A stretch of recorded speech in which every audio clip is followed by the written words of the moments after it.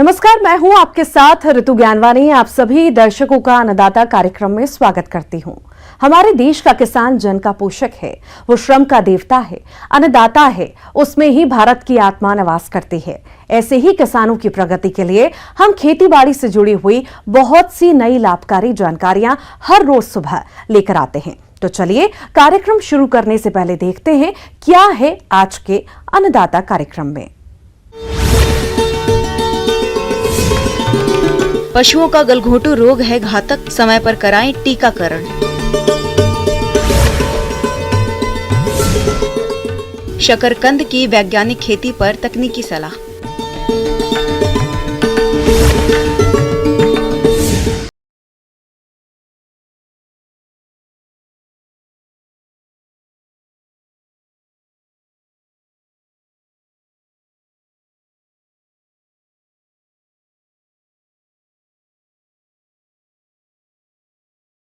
हमारे प्रदेश के किसान भाई दुधारू पशुओं का पालन करके अच्छा लाभ प्राप्त कर रहे हैं, लेकिन कभी कभी दुधारू पशुओं में कुछ घातक बीमारियां देखने में आती है और उन्हीं घातक बीमारियों में से एक है गलघोंटू। इस बीमारी से ग्रसित पशुओं का समय से टीकाकरण और इलाज नहीं कराने पर पशु की मृत्यु भी हो जाती है। तो पशुपालक इस बीमारी से पशुओं का बचाव और उपचार कैसे कराएं, इस बारे में उचित सुझाव दे रहे हैं पशु चिकित्सालय बीना, जिला सागर के सहायक पशु चिकित्सक डॉक्टर HC यादव।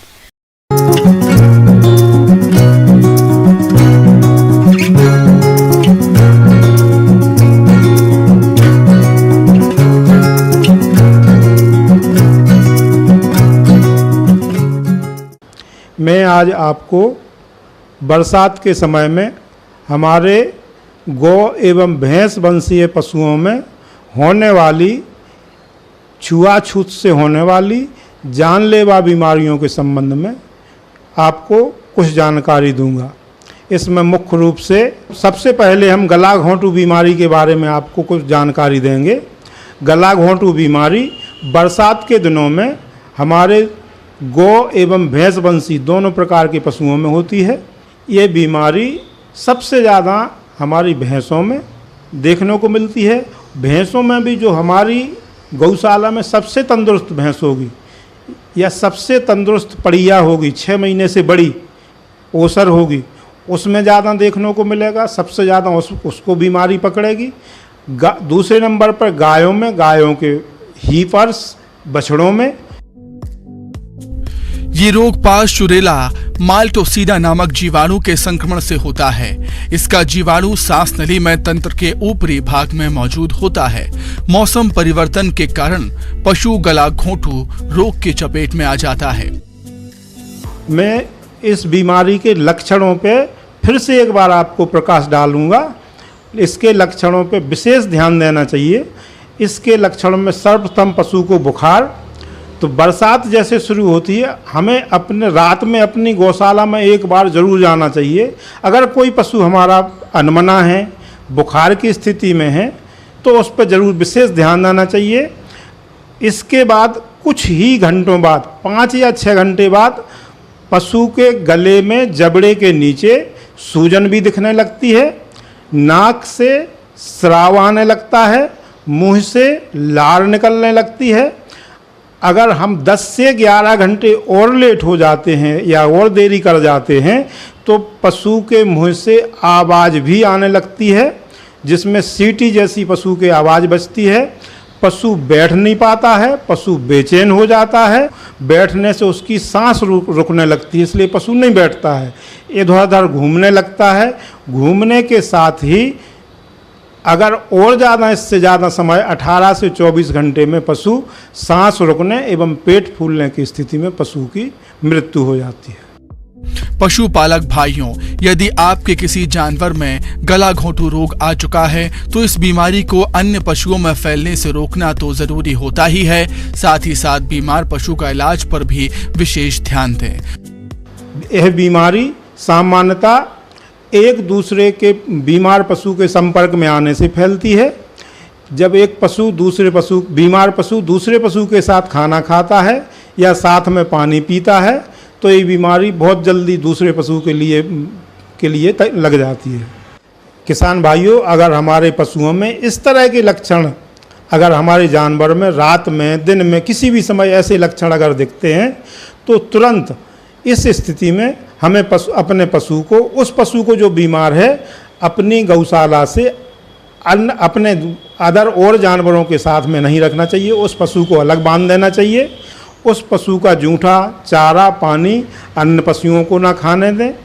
रोगी पशु को सार्वजनिक स्थल जैसे कि चारागाह और अन्य स्थान जहां पशु एकत्र होते हैं वहां न ले जाएं, क्योंकि ये रोग सांस द्वारा, साथ ही पानी पीने एवं चारा चरने से फैलता है। मरे हुए पशुओं को कम से कम 5 फीट गहरे गड्ढे खोदकर चूना और नमक छिड़ककर अच्छी तरह से दबाएं। एवं आपके निकट जो भी संस्था, शासकीय संस्था है, अगर आप अपने पशु को चिकित्सा संस्था तक ले जाने में समर्थ हैं तो वहाँ ले जाके तुरंत इलाज कराएं। अगर पशु जाने की स्थिति में नहीं है तो डॉक्टर को, पशु चिकित्सक को अपने घर पर बुलाएं एवं इस बीमारी का इलाज प्रथम स्टेज में अगर करवा लें तो आपके पशु को ठीक होने के चांस पूरी तरह से रहते हैं। बीमार पशु के इलाज के लिए एंटीबायोटिक संवेदनशीलता परीक्षण विशेष रूप से आवश्यक है। इसके बाद भी पशु में एंटीबायोटिक दिया जाना चाहिए। पेनिसिलिन, आमोक्सिसिलिन, ट्रेटासाइक्लिन आदि इस रोग के लिए प्रभावी एंटीबायोटिक दवा है। इलाज से बेहतर बचाव होता है, इसलिए जरूरी है कि आप ऐसे उपायों को अपनाएं जिससे आपके पशुओं में घातक बीमारियां हो ही ना। इस गला घोटू बीमारी को रोकथाम के लिए सबसे पहला कार्य है मध्य जून में अपने पशुओं का, समस्त दुधारू पशुओं का गला घोटू बीमारी का टीकाकरण करवा लें। इस बीमारी का टीकाकरण हमारे शासकीय अस्पतालों में एवं बाजार में सब उपलब्ध है। हम चाहें तो अपने शासकीय अस्पतालों से इस बीमारी का टीकाकरण माह जून में या जुलाई के प्रथम सप्ताह में हर हाल में करवा लें।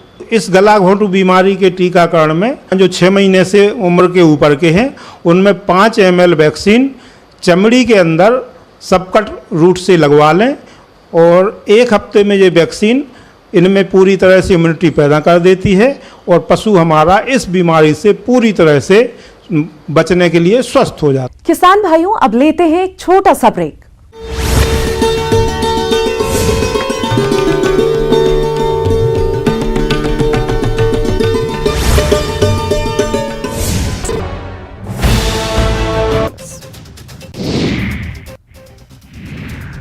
मन की बात के 103वें एपिसोड का हुआ प्रसारण। पीएम ने प्रकृति और जल संरक्षण को लेकर एमपी के शहडोल के आदिवासियों को सराहा, विचारपुर को बताया मिनी ब्राजील।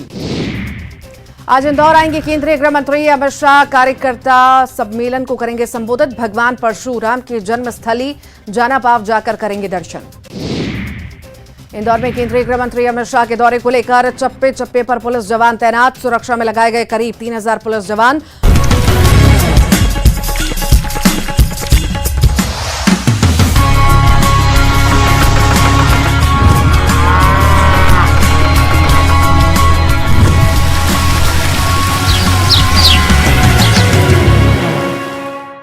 ब्रेक के बाद आप सभी दर्शकों का अन्नदाता कार्यक्रम में स्वागत है।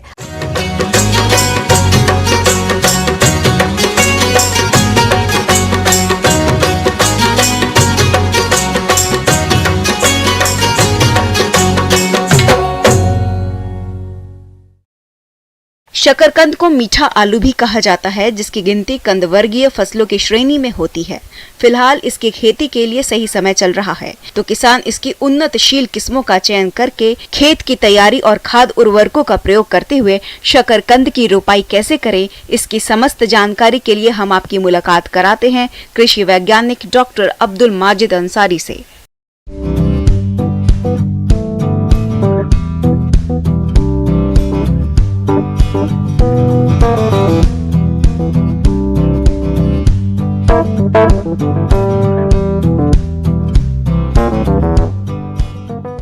किसान भाइयों, आज मैं चर्चा करने जा रहा हूं आपके बीच शकरकंद की खेती का। शकरकंद यानी स्वीट पोटैटो।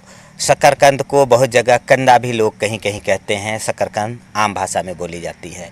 और इसके लगाने का सबसे उपयुक्त समय जुलाई का पहला हफ्ता होता है। अगर आप जुलाई में लगा देते हैं और फिर 80 दिनों बाद आप सितंबर के लास्ट तक इसकी कोड़ाई कर देते हैं तो बाज़ार में बहुत अच्छा मूल्य इसका मिलने वाला होता है। शकरकंद की खेती के लिए 21 से 27 डिग्री तापमान उपयुक्त माना जाता है। शीतोष्ण या समशीतोष्ण जलवायु वाले स्थानों पर सफलतापूर्वक उगाई जाती है और जहां से 75 से 150 सेंटीमीटर वार्षिक वर्षा होती है वहां इसको आसानी से उगाया जा सकता है। जल निकासी की बलुआही किस्म की जो मिट्टी है और जो रेज बेड होगा वो कम से कम 1.5 फीट का ऊंचा रेज बेड होगा। टाण वाली बलुआही दोमट किस्म की मिट्टी जो टाण की होती है, बलुआही मिट्टी दोमट किस्म बलुआही मिट्टी, वो सबसे उपयुक्त इसके लिए होता है। कंकड़ पत्थर या सख्त मिट्टी में ये अच्छा नहीं करता है। जब आप लगाएंगे तो 20 टन प्रति हेक्टेयर के दर से कंपोस्ट की आवश्यकता होगी, 100 KG nitrogen, 80 KG 60 KG phosphorus और 80 केजी पोटास की आवश्यकता होगी। चूँकि अधिक उत्पादन देने वाला है, पोटास अधिक आपको देना होता है। और आपने समुचित मात्रा में कंपोस्ट और जो रासायनिक उर्वरक है दे रखा है। फिर जो जैसे मैंने कहा कि डीएपी और पोटास आपको देनी है, तो डीएपी और पोटास की पूरी मात्रा आप बुआई से पहले डाल दें। फास्फोरस और पोटास की पूरी मात्रा डीएपी और पोटास के रूप में। यूरिया का टॉप ड्रेसिंग आप बुआई के 15-15 दिनों पे 2-3 खुराक में करके दे, 2 या 3 खुराक में डालें। इसको आपको जब रेज बेड करेंगे, रेज बेड में जब उसको ऊपर से समतल करेंगे बेड को, उसी में कंपोस्ट फैलाएंगे और डीएपी और पोटास उसमें डालेंगे और उसकी फिर मिट्टी में मिला के आप इन लत्तर को अरेंज करेंगे। फिर ये डीएपी कंपोस्ट से और मिट्टी मिला हुआ से आप उसे फिर से ढक देंगे। किसान भाइयों, इसके लिए उपयुक्त प्रभेद जो है, जो वैरायटी है, श्रीभद्र है, भूसोना है, गौरी है, इत्यादि प्रभेद हैं। आपके यहाँ कोई और लोकल प्रभेद जो बहुत अच्छा होता है उसके भी आप इस्तेमाल कर सकते हैं, इसमें कोई बहुत दिक्कत नहीं है। लेकिन श्रीभद्र बहुत अच्छा प्रभेद है, गौरी बहुत अच्छा है और साथ ही साथ भूसोना बहुत अच्छा प्रभेद है, इसका आप चयन कर सकते हैं। शकरकंद एक बहुत उत्पादन देने वाली बहुत बेहतरीन फसल है। प्रति हेक्टेयर 35 से 40 टन तक का उत्पादन होता है, यानी 350 से 400 क्विंटल प्रति हेक्टेयर तक। और ये बहुत कम दिनों का फसल है। आमतौर पर 80 दिनों में इसके फसल तैयार हो जाते हैं, 80 से 90 दिन में इसकी कोड़ाई कर दी जाती है। शकरकंद की खेती के लिए हमें 1 हेक्टेयर खेती के लिए 84,000 लताओं के टुकड़ों या कटिंग की आवश्यकता होती है। एक कटिंग की लंबाई 20 से 25 सेंटीमीटर रखनी चाहिए तथा एक साथ 2 से 3 कटिंग खेत में लगानी चाहिए। कटिंग लता के मध्य और ऊपरी भाग से लेनी चाहिए। उसके बाद मुख्य खेती में लता लगाने के लिए उपयुक्त रहती है। इसके लत्तर लगाए जाते हैं, हम सभी जानते हैं। इस गर्मी में ही इसके कंद से हम लोग नर्सरी तैयार करते हैं और जब लत्तर पूरी गर्मी में फैल के बहुत अभी अच्छा खासा लत्तर तैयार हो जाता है, उस लत्तर की कटाई करके हम लोग जुलाई के पहले हफ्ते में इसे लगाने की अनुशंसा करते हैं। ये ध्यान रखें कि लत्तर की जब कटिंग करें तो कम से कम एक कटिंग में 2 गांठ जरूर होना चाहिए, 2 गांठ होना चाहिए इसमें, क्योंकि अगर 2 गांठ नहीं रहेगा तो अच्छा नहीं माना जाएगा। शकरकंद 3 तरह से लगाई जाती है, टीला विधि, मेड़ एवं नाली विधि और समतल विधि द्वारा। वैसे इन तीनों विधियों का अपना अलग अलग महत्व है। टीला विधि जहां जल जमाव की समस्या रहती है वहां अपनाई जाती है और दूसरी मेड़ या नाली विधि ढलाव वाले भूमि के लिए उपयुक्त रहती है। समतल विधि हर जगह के लिए उपयुक्त है, किंतु 1 माह बाद जड़ों पर मिट्टी चढ़ाकर मेड़ बनाना आवश्यक होता है। तो किसान भाइयों, आपको ये चीज़ ध्यान देना है कि 2 से 3 गांठ एक लत्तर के कटिंग में आने चाहिए। इसकी बुआई करने के लिए आप 80 से 90 सेंटीमीटर की दूरी पे रेज बेड बना लेंगे और 20 से 25 सेंटीमीटर पे एक लत्तर की बुआई करेंगे और उसको ऊपर से ढक देंगे। आगे और भी है खेतीबाड़ी से जुड़ी हुई बहुत सी रोचक जानकारियां। यहां रुकेंगे एक और ब्रेक के लिए।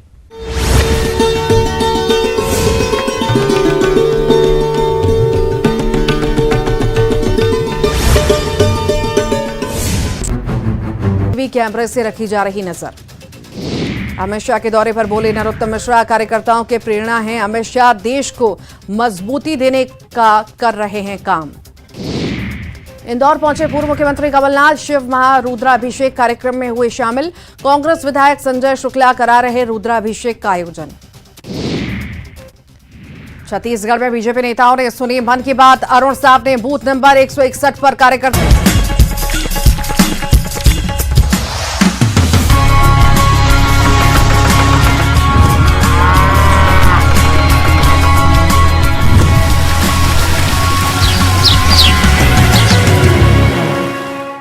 ब्रेक के बाद एक बार फिर से आप सभी दर्शकों का अन्नदाता कार्यक्रम में स्वागत है।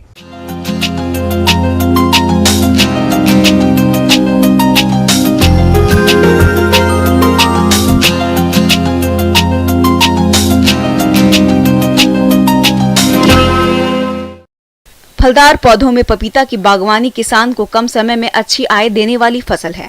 इसकी बागवानी करके किसान अच्छी खासी आय भी कमा रहे हैं। आज हम आपको गांव ढोडसर, जिला जयपुर के प्रगतिशील किसान रमेश यादव से मिलवा रहे हैं, जो पपीता की खेती पर अपना अनुभव साझा कर रहे हैं। तो आप भी देखिए और लाभ उठाइए।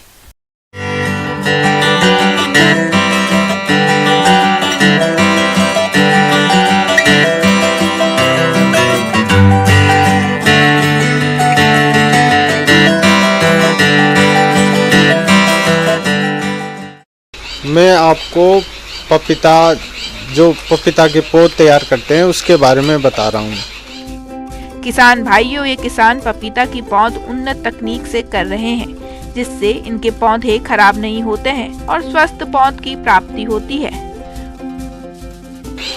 अपन को जो ट्रे आती है प्लास्टिक की, जो अपने जो ट्रे ली है उसमें कोकोपीट और वर्मी कंपोस्ट खाद लेनी है। कोकोपीट को पहले दिन भिगोना है, भिगो के तो वो अच्छी तरह से भीग जाएगा। दूसरे दिन 2 भाग लेना है कोकोपीट को और 1 भाग लेना है वर्मी कंपोस्ट का।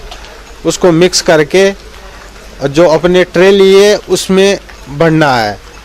उसको ज़्यादा दबाना भी नहीं है, हाथ से फेर के उसको भर देना है।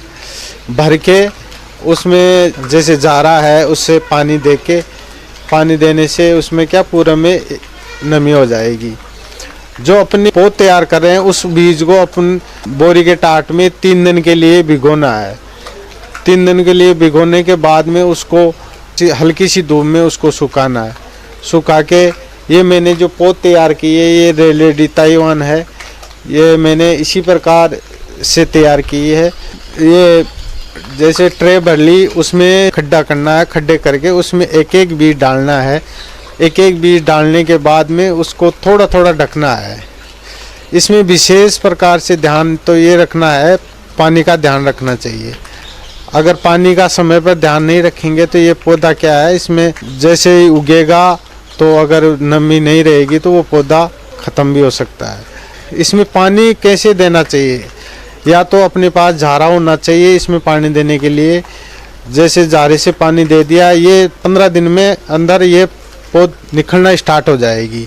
इसी प्रकार मैंने ये पपीता की पौध तैयार की है, ताइवान रेडी, जो ये पौधे तैयार की है। पोट्रे से पपीता के पौधों को एक एक करके बाहर निकालना चाहिए, ताकि पौधों को किसी प्रकार का कोई नुकसान नहीं हो और पौधों की अच्छी बढ़वार हो सके। अगर अपनी जो ट्रे में जो पौध है अगर 45 दिन की हो गई, अपन अगर खेत में लगा रहे हैं तो डायरेक्ट अगर अपन ट्रे को ले जाके भी, वैसे भी अगर अपन ऐसे एक पौधा निकाल के अपन खेत में ट्रांसफ़र कर सकते हैं। अगर ऐसा नहीं करते हैं, नर्सरी में अगर इनको थैलियों में अगर कोई ले जाना चाहता है तो थैलियों में, यहाँ फिर थैलियों में ट्रांसफ़र होके, जैसे जो अपने जो कोकोपीट ये डाला है इसी कारण डालते हैं जिसमें से पौधा जैसे थैली में अगर ट्रांसफ़र करना चाहते हैं या खेत में लगाना चाहते हैं तो आसानी से ये पौधा ट्रे से निकल के अपने खेत में लगा सकते हैं। जो पौधा अपन ट्रे से निकालेंगे उसमें ये पूरा जो कोकोपीट है, वर्मी कंपोस्ट, ये पूरा उस पौधे के साथ ही आना चाहिए। पपीता की पौध तैयार होने के बाद आपको कुछ विशेष बातों को ध्यान में रखना होगा, ताकि पपीता के पौधे खेत में लगाने के बाद नष्ट नहीं हो और आपको आगे चलकर इन पपीता के पौधों से अधिक फलों का उत्पादन मिल सके। अब जैसे अपनी पौध 45 दिन की हो गई, अपन को अगर खेत में पौधे लगाने हैं तो कुछ बातों का अपन को ध्यान रखना चाहिए।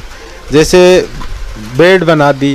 बेड बनाने के बाद में ये पौधे जो बेड बनाई है उसके ऊपर से थोड़े निचले भाग में लगाना चाहिए। अगर पौधे में अगर पानी अपन ठावले बना के वैसे लगाते हैं तो वो पौधा ख़त्म हो जाता है। कारण ये है कि उसमें फंगस आती है। उसमें ये जो बेड बनाई है उसमें केवल नमी आनी चाहिए। एक तो इस पानी का ध्यान रखना चाहिए। दूसरी बात, ये खरपतवार है, इसका ध्यान रखना चाहिए और कुछ पानी का ध्यान रखें और सर्दी में पाला से बचाने की थोड़ी सी वो करना चाहिए।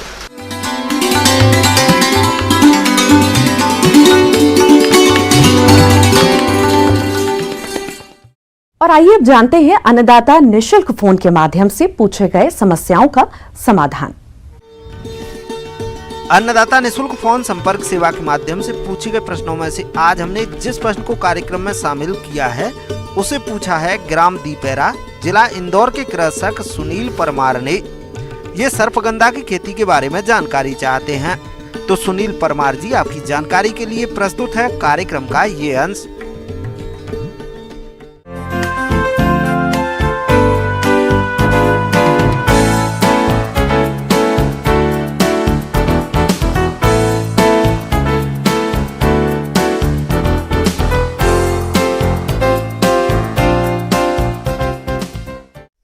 आज हम चर्चा करते हैं सर्पगंधा के बारे में, जिसे रॉल्फिया सर्पेंटिना कहा जाता है। ये बहुत ही महत्वपूर्ण औषधि प्रजाति होती है और जिसका इस्तेमाल हाइपरटेंशन के मेडिसिन या ब्लड प्रेशर जो होता है उसके दवा के निर्माण के लिए उपयोग किया जाता है। पूरे यदि भारतवर्ष में देखा जाए तो इसकी 3 वैरायटी है। एक सिमसील वैरायटी जो कि CMAP central institute of medicinal and aromatic plants Lucknow के द्वारा विकसित की गई है, और 2 वैरायटी जो है TFRI RS1 और TFRI RS2 जो कि TFRI जो मेरा पूर्व संस्थान है उस वहाँ मैंने रह करके विकसित किया है। और ये 3 प्रजाति पूरे भारतवर्ष में उपलब्ध हैं और इसके सीड्स हमारे भी उपलब्ध हो सकते हैं यदि किसान बंधु चाहें तो। सर्पगंधा की खेती के लिए बलुई, दोमट और भारी भूमियां उपयुक्त होती है। साथ ही जीवाश्म युक्त भूमियों में भी इसकी खेती सफलतापूर्वक की जा सकती है। इसकी खेती के लिए गर्मियों में खेत की गहरी जुताई करके खुला छोड़ दें और पहली बरसात के बाद 10 से 12 टन गोबर की खाद खेत में डालकर अच्छी तरह मिला दें। अब इसके बारे में प्रोपोगेशन या किस तरह से इसका उत्पादन करते हैं इसके बारे में बताना चाहूँगा आपको। इसको सीड के द्वारा उगाया जा सकता है और इसके जो रूट शकर होता है या ट्यूबर जो होता है उसके द्वारा इसको उगाया जा सकता है। सीड द्वारा उगाने के लिए जो है हम सीड प्राप्त करते हैं, जो कि आप देख रहे हैं किस तरह से सीड लगे हुए हैं।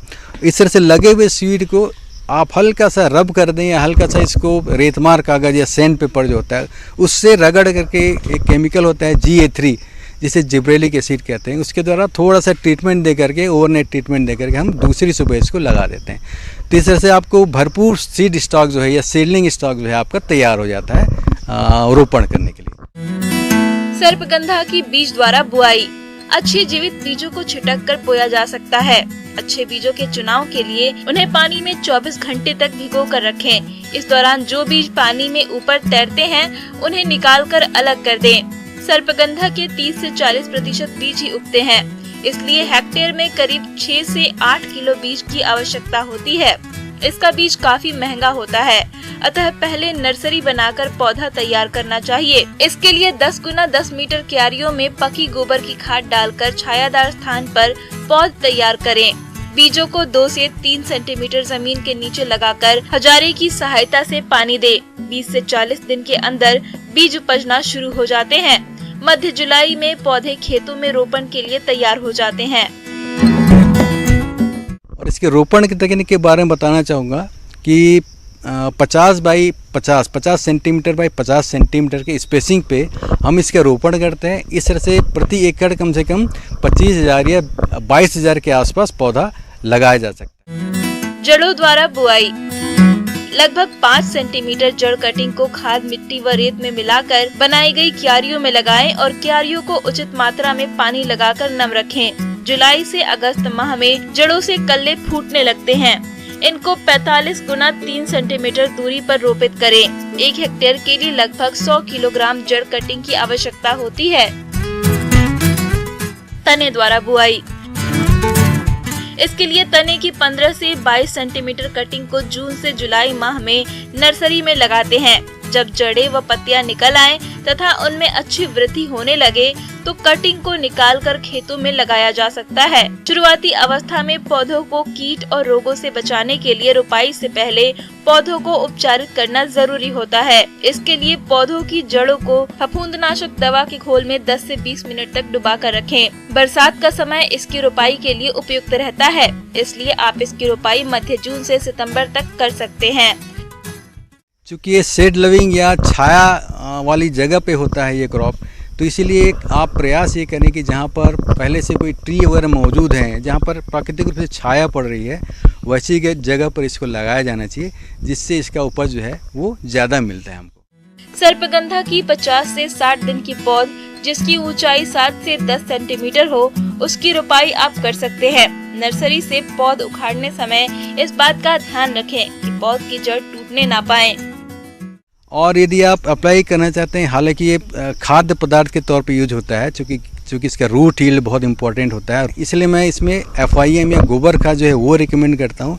लेकिन अधिक उत्पादकता के लिए जो है कम से कम 10 से 15 किलोग्राम खाद जो है NPK का, नाइट्रोजन, पोटेशियम और फास्फोरस, उसका यूनिफॉर्मली पूरे खेत पे आप प्रति एकड़ मिला दें और इस तरह से 0.5 बाई 0.5 मीटर की स्पेसिंग पे आप इसको लगा करके आप अपनी उपज को बढ़ा सकते हैं।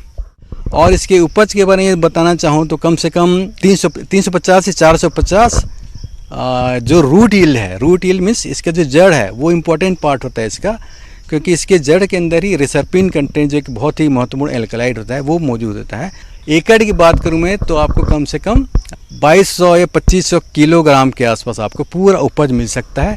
और इसका जो उपज का कॉस्ट होता है वो यदि मैं नेशनल लेवल की बात करूँ, जैसे कि मुख्य बाज़ार जो है यहाँ पर सेंट्रल इंडिया में कटनी में बहुत बड़ा बाज़ार है इसका, रतलाम में है, रायपुर में है और धमतरी छत्तीसगढ़ में। और एक टोटल इकोनॉमिक्स यदि बात करूँ मैं तो इसको लगाने का खर्चा कम से कम 48,000 के आसपास लागत पड़ता है इसका। और इसका जो आपका टोटल जो इससे उपज मिलती है उसका कॉस्ट करीब करीब पड़ता है 2,80,000 के आसपास, 2,20,000 के आसपास आपका शुद्ध इनकम होता है। इस तरह से ये सर्पगंधा लगा करके आप अपनी आय को बढ़ा सकते हैं। किसान भाइयों, कृषि संबंधित समस्या और सुझावों के लिए आप हमें इस पते पर संपर्क कर सकते हैं। प्रोड्यूसर अन्नदाता news 18 Madhya Pradesh Chhattisgarh, Ramoji film city Hyderabad 501-512। साथ ही आप हमें ईमेल भी कर सकते हैं। हमारी ईमेल आईडी है p18annadatamp@nw18.com। इसके अतिरिक्त आप हमें निःशुल्क हेल्पलाइन नंबर 180088926163 पर सोमवार से शनिवार सुबह 10 से शाम 4 बजे के बीच संपर्क कर सकते हैं। अब समय हो रहा है आपसे विदा लेने का। कल फिर मुलाकात होगी कृषि से जुड़ी महत्वपूर्ण जानकारियों के साथ। नमस्कार।